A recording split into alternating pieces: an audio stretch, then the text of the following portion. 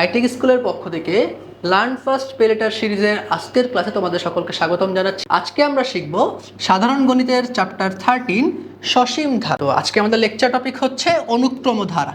এই ক্লাসে আমরা অনুক্রম কি এবং ধারা কি এই ব্যাপারে সামান্য ধারণা নিয়ে পরবর্তী ক্লাসে আমরা চেষ্টা করব সমান্তর ধারা, গুণোত্তর ধারা এগুলো একে একে শিখতে। চলো শুরু করা যাক।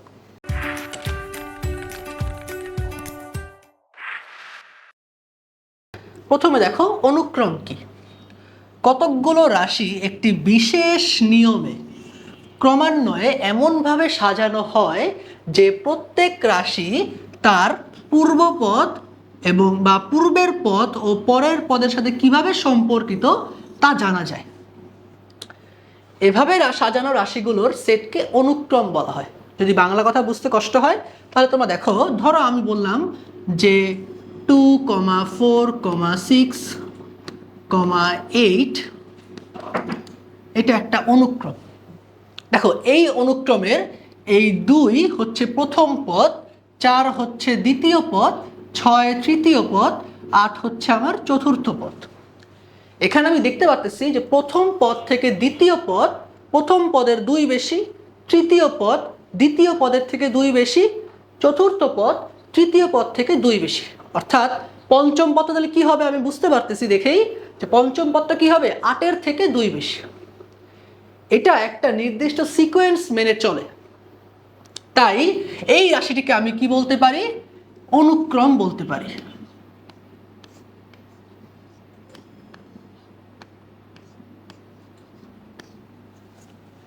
ঠিক আছে। আচ্ছা, তা আমাদের এমসিকিউতে কিছু সময় একটা সমীকরণ দেওয়া থাকে যেখান থেকে আমাকে অনুক্রম বের করতে বলে, যে অনুক্রমটি দেখাও কি রকম দেখতে। যেমন ধরো এই যেগুলো আসে এমসিকিউতে আসে, অনেক সময় কতেও আসতে পারে, আবার তোমাদের যে সংক্ষিপ্ত প্রশ্ন আছে সেগুলোতেও আসতে পারে। যেমন দেখো এখানে বলছে, প্রথমটা যদি আমি একটু লক্ষ্য করি যে n-1/n+1। দেখো একটু আগে আমি যে একটা অনুক্রম দেখলাম যে 2, 4, 6, 8, এখানে আমার এই 2টা হচ্ছে প্রথম পদ, অর্থাৎ এখানে n এর মান কত? 1। এই 4 দ্বিতীয় পদ, অর্থাৎ এখানে n এর মান হচ্ছে 2। ঠিক আছে। 6 হচ্ছে তৃতীয় পদ, তাহলে n এর মান কত? 3।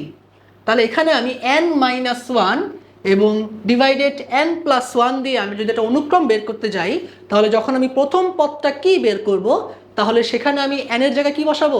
1 বসাবো। যেমন দেখো এটা যদি আমরা করি, এখন ধর আমি বের করছি প্রথম পদ, তাহলে n এর মান 1, 1-1/1+1। পরের পদ কি হবে? n এর মান 2, 2-1, 2। আচ্ছা আচ্ছা, এখানে একটা জিনিস 1+1 হবে, 2+1। তারপর একটা কি 3-1, 3+1, 4-1, 4+1। এভাবে আস্তে আস্তে আরো বাড়বে। তারপর দেখো তো এটা যদি আমি সমাধান করি, 1-এর থেকে 1 বিয়োগ দিলে কত হয়? ক্যালকুলেটরে দেখো 0। আচ্ছা, তাহলে এখানে হবে হচ্ছে 0/2, এখানে হবে 1/3, এখানে হবে হচ্ছে আমার 2/4, এখানে কি হবে 3/5। এভাবে বাড়বে। এখন কিভাবে বাড়বে? প্রতিবারই কি আমরা এরকম করব? না, আমরা প্রথম 3-4টা করার পর দেখতেছি এটা সিকোয়েন্স মেনে চলে। কি? উপরে 0 থেকে শুরু আর নিচে 2 থেকে শুরু, দেন 1-1 করে বাড়তেছে, এখানেও 1-1 করে বাড়তে, লব বরাবর 1-1 করে বাড়তেছে, হর বরাবর 1-1 করে বাড়তেছে। ঠিক আছে। আচ্ছা, এটা তো সমাধান করা হলো। তারপর যদি আমি এটা দেখি, এখানে বলছে যে সমীকরণটা হচ্ছে আমার 1/2n-1। তাহলে এটা যদি আমি এখানে একটু সমাধান করি, যখন n এর মান হবে 1 তখন কি হবে? 2^1 - 1। n এর মান যখন হবে 2 তখন 2^2, 2² - 1। n এর মান যখন হবে 3 তখন 2^3 - 1। এভাবে বাড়বে। আচ্ছা, এটা যদি সমাধান করি কি আসে? উপরে তো সব সময় 1 আসতেছে, নিচে কি আসবে? নিচে হচ্ছে 2 to the power 1 কত? 2 তো হয়, 2 - 1 1। তাহলে সরাসরি যদি আমি লিখি যে 1/1 কত, আমি তো জানতেছি 1/1 তো 1ই আসে, 1। এখানে কত? 4 থেকে 1 বিয়োগ, তাহলে 1/3। এখানে কত? 2 to the power 8 কত? 3 কত? 8। তাহলে এখানে হবে 8 - 1, তাহলে 1/7। ঠিক আছে, এভাবে তুমি বাকিগুলোও বের করতে হবে। পরেরটা কি হবে বলো? পরেরটা কি হতে পারে? 2 to the power 4 কত? 16। তাহলে পরেরটা কি হবে আমার এখানে? 1/15, 15। এভাবে। ঠিক আছে, তো এগুলো তোমাদের এমসিকিউতে আসে, অনেক সময় কতেও আসতে পারে, সংক্ষিপ্ততেও আসতে পারে। তো আশা করি এরকম আর পেলে আমার খুব একটা সমস্যা হবে না। তুমি শুধুমাত্র ওই এন যেখানে আছে, প্রথম পদ বের করতে হলে এনের জায়গায় 1 লিখে দিবা, দ্বিতীয় পদ বের করতে হলে এনের জায়গায় 2 লিখে দিবা, এভাবে করবা। ঠিক আছে, তাহলে অনুক্রম কি আমরা জানলাম, এবং অনুক্রমের সমীকরণ থেকে আমি অনুক্রমগুলো বের করতেও পারলাম। ঠিক আছে, আচ্ছা তারপর দেখো ধারা কি যদি জানি। ধারা কি? মনে রাখবা ধারা হচ্ছে অনুক্রমের মাঝে, যে আমি একটু কমা দেখলাম, ওই কমার জায়গায় যদি যোগ চিহ্ন থাকে, অনুক্রম এর মাঝে যদি যোগ চিহ্ন থাকে, তাহলে সেটাই হচ্ছে আমার ধারা। কোনো অনুক্রমের পদগুলো পরপর যোগ চিহ্ন দ্বারা যুক্ত করলে একটি ধারা পাওয়া যায়। ঠিক আছে, এখানে উদাহরণ দেখো, যেমন হচ্ছে 1 + 3 + 5 + 7, এটা একটি ধারা। আচ্ছা, তার আগে দেখে যে এটা অনুক্রম কিনা দেখো তো। প্রথম পদ থেকে দ্বিতীয় পদ 2 বাড়ছে, দ্বিতীয় পদ থেকে তৃতীয় পদ আরো 2 বাড়ছে, 3 থেকে 5 হয়েছে, 5 থেকে 7 আরো 2 বাড়ছে। তাহলে এটা কি একটা নির্দিষ্ট সিকোয়েন্স মেনে চলতেছে, পরের পদটা আমি বুঝতেছি যে আরো 2 বাড়বে। তাহলে এটা একটা অনুক্রম তো বলা যায় অবশ্যই, এবং পাশাপাশি যেহেতু এখানে প্লাস চিহ্ন আছে, তাহলে আমি এটাকে ধারাও বলতে পারি। ঠিক আছে, আচ্ছা গেল। এখানে দেখো 2 করে যেহেতু বাড়ছে, তো ধারাটির পরপর 2টি পদের পার্থক্য সমান। আবার এই ধারাটিও দেখো 2 + 4 + 8 + 16। এখানে দেখো প্রথম পদ ছিল 2, পরের পদ কত? 4, 2 বাড়ছে, যোগ হইলেও 2 গুণ করলেও 4 হয়, 2 যোগ করলেও 4ই হয়। পরেরটা দেখো 4, তারপরে আছে 8, 4-এর সাথে 2 যোগ করলে কিন্তু 8 হয় না, 6 হয়। তাহলে কি করলে 8 হবে? 2 গুণ করলে। তাহলে 4 × 2 8, 8 2 × 16। উপরেরটায় এই যে 1 + 3 + 5 + 7, এখানে যেমন 2 করে যোগ হয়েছে, নিচেরটায় কি হয়েছে? 2 করে গুণ হয়েছে। সবসময় যোগই হবে ব্যাপারটা এমন না, এখানে গুণও হইতে পারে। মোট কথা এটাই যে পরপদ এবং পূর্বপদের মধ্যে যদি পার্থক্যটা সেটা যদি সব জায়গায় সমান হয়, অর্থাৎ প্রতিটা পদদ্বয়ের মধ্যে যদি সমান হয়, তাহলে সেটাকে আমরা ধারা বলতে পারবো।